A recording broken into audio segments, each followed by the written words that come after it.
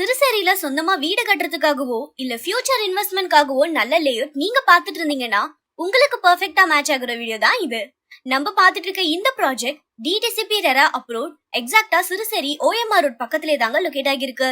இங்க இருந்து PSBB school, Marina mall, Sathyabama university இது எல்லாமே ஜஸ்ட் 1 கிலோமீட்டர்ஸ்ல இருந்து 5 கிலோமீட்டர்ஸ்குள்ளே தான் லொகேட் ஆகிருக்கு.